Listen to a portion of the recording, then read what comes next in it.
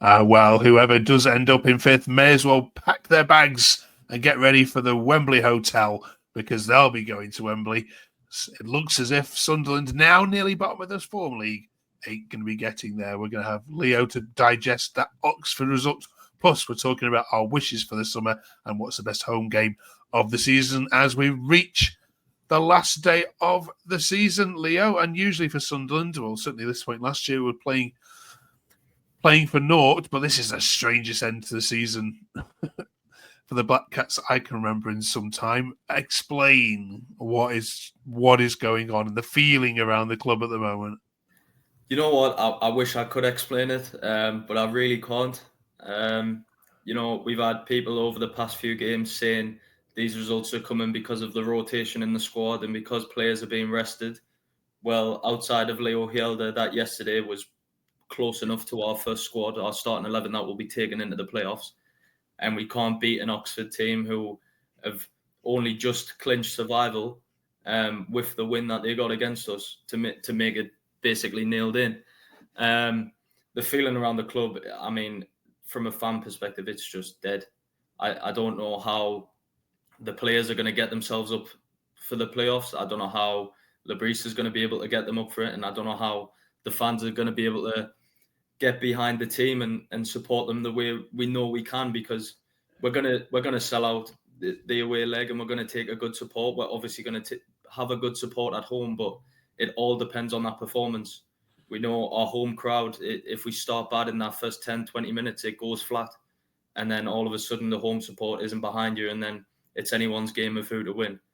The feeling around the club right now is very nervous. I would say I'm still hopeful for the playoffs, but if you asked me a few weeks ago, I would say I was confident, and all that confidence has just gone. Yeah, I mean, that gap to Burnley, if we just look at that for a second, was only 7 points a couple of months ago. It's now something, it's 21 points. Yeah. You were close. It's remarkable. And if we look at the form table of the last 4 games, Sunderland are bottom. Who'd have thought that? Mark says, the one blessing to come from the last 4 to 5 weeks is I will now not be gutted to see anyone in this squad sold in the summer. If we manage to get 60 million for 10 of this lot, I will be over the moon. And yeah, the players understand exactly where the fans are, but how important is beating QPR now? I think, like I say, it's very important to get that home support, something to cheer about. We've seen QPR's just been absolutely battered by Burnley 5-0. Absolutely swept them aside, and they were no match for Burnley. And as you say, we were so close to them at a point in the season, up until I would say around early March, the end of February, where you look at that Leeds result, you look at the Burnley result, both away games, and you think, okay, if we come out with 6 points, where are we now? What position are we in now, and what position are they? And that's just the small differences that it happens every season in the Championship. Those small results make such a big difference in terms of the scope of the whole season.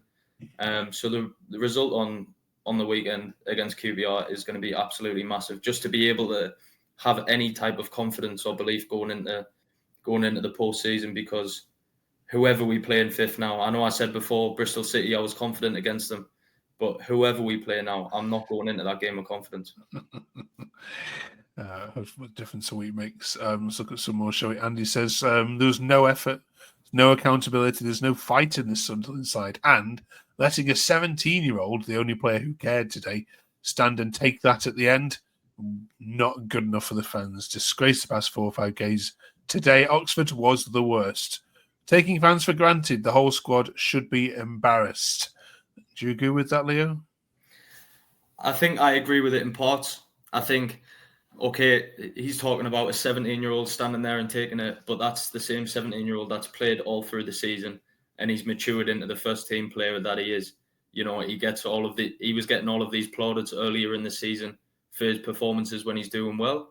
And I know that he will be able to take criticism. But fair enough, it should never just be on him. It should never be him taking the whole thing. In terms of the fans, yeah, I mean, I think it's just a reflection of the mood around the whole place, and it's being taken out on the players and on the manager and somehow even the board. I just think that our fans are very reactionary. We have been for years. League One, when we were missing out on playoffs or getting beaten playoffs, fans were saying we'll never reach the heights again. And then the club's dead. And then as soon as Kirill Louis comes in, the club's revived and we're back and we're going to do all these things. It's a very reactionary fan base. So when it's going bad, the fans react bad, and we're seeing that now. Yeah. Lots of comments about Portugal. Matt says, going to Portugal, why on earth are they not training here?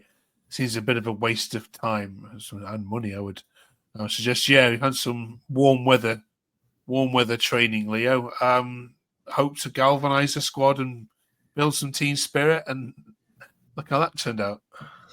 Yeah, well, I hope they get plenty sunbathing in and talk with each other while they're relaxing in the sun about what on earth they're going to do in the playoffs, because they're clearly not having that conversation at the minute. I don't see the purpose in taking that trip. Like you say, I just see it as a bit of a waste of time, waste of money.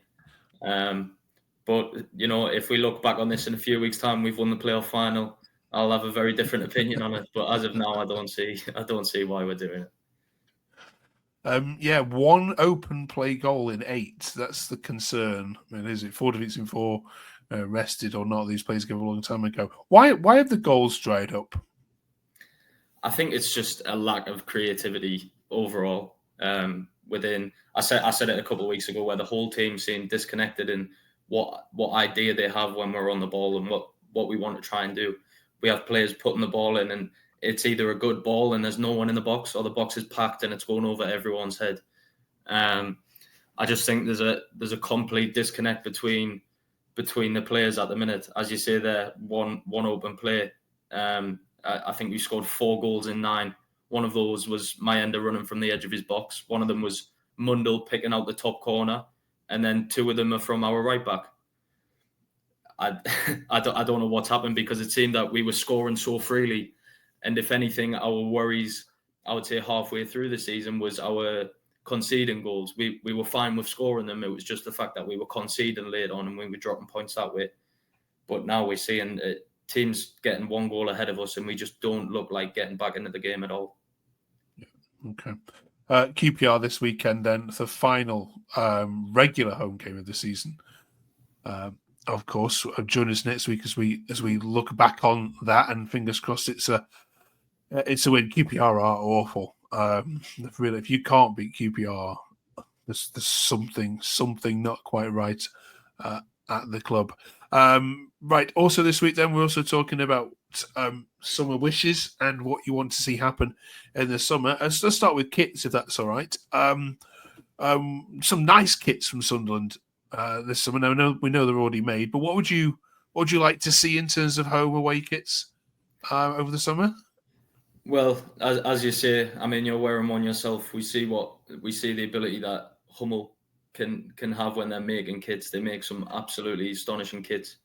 They have some great designs. They have some creative designs now that can go one of 2 ways. You can either get a very successful creation, or you can try something new and it looks terrible. Obviously, in terms of the home kits, there's not much you can change, but I loved what they did this year with the small details of the ship going down the red stripes, and the small details to it. Hopefully they can just alter something, obviously keep the classic, but just add another one of those small details to make it feel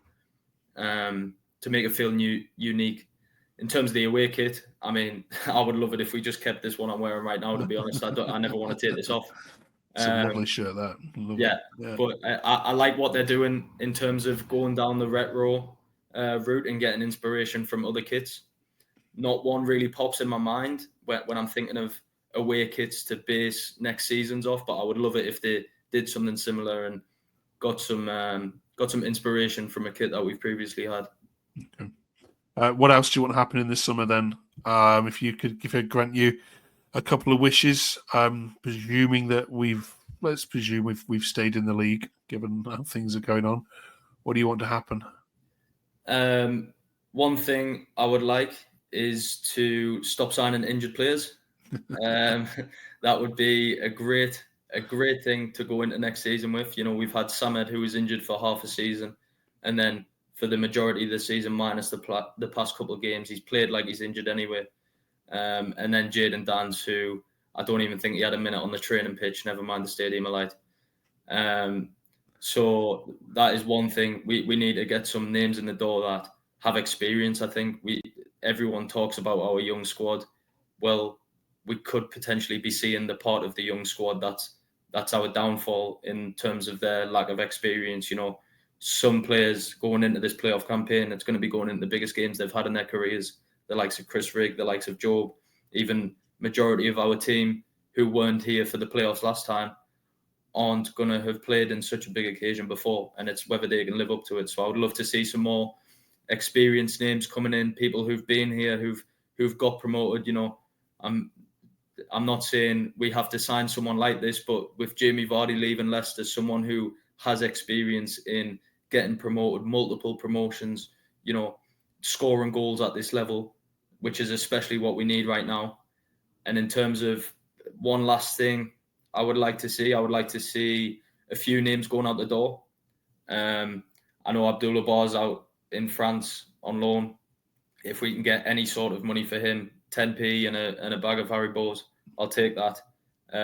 And I've heard Saint Etienne are willing to act on the transfer clause for Pierre Ekwa. If they were to stay up in the league, that would be 7 million euros. I'm pretty sure. At this level, that's a great amount of money coming into the club. Obviously, we've got the money coming in for Watson as well. So we're going to have the funds there in the summer. It's just whether we can get the right names out the door, keep on to the big players who are going to get a lot of attention, like Rigg and Job and Dan Neil, Trey Hume, those likes. Keep as many of those as you can. I don't expect to keep them all. I think Job will probably be gone.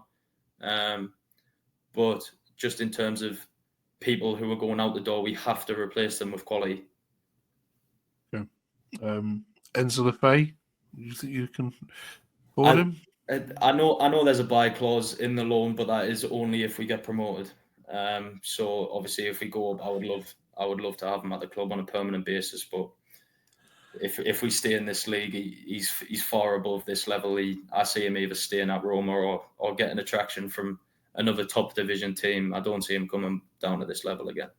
Okay, all right. Cheers for that, Leo. Let us know in the comments what wishes you have for the big summer for Sunderland coming up. Right, final home game then at the SOL this weekend. Leo, what's been your favourite home memory of this season? I would say the favorite home game to watch was probably, in terms of the game, was definitely Sheffield Wednesday. After that first week of the season, Sheff Wed fans thought they'd already got promoted, which, to be fair, we did at the start of the season as well. But just they were coming there off a huge win to start the season, and then came to us, and then I think it was 3-0 or 2-0 in 13 minutes, something like that. Just absolutely closed the door on them, and that was the game before Burnley where we got those string of results and thought, hold on, we could actually be with a chance here.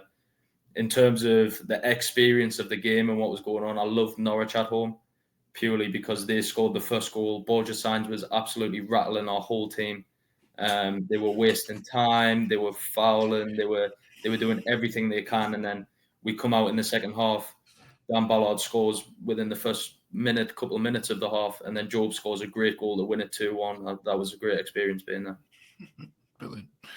Right, let us know, of course, yours. And yeah, we will keep all our eyes on this weekend to see if we can actually get some form back ahead of the playoffs.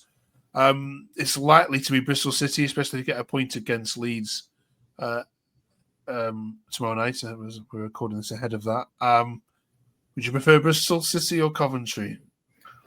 I think my answer is going to be pretty obvious. I would definitely prefer Bristol City. I nearly said Crystal Palace there. Bristol City. Luton grabbing that late winner. I don't know how the goal went in, but grabbing the winner against Coventry. I was more excited about that than anything to do with our game, to be honest, purely for the fact that we're more likely to not play against them. Because I don't think no matter what stage of a competition we meet them in, it could be a cup, it could be a league game, it could be playoffs, it could be a playoff final, whatever. never see us beating them. I never have any confidence against them. Okay. Right, we'll manifest Bristol City Sunderland semi-final then. Brilliant. Right, cheers, Leo. Thank you very much for joining us. Only one more to go. We'll see you on the other side of it. Have a good week, everyone.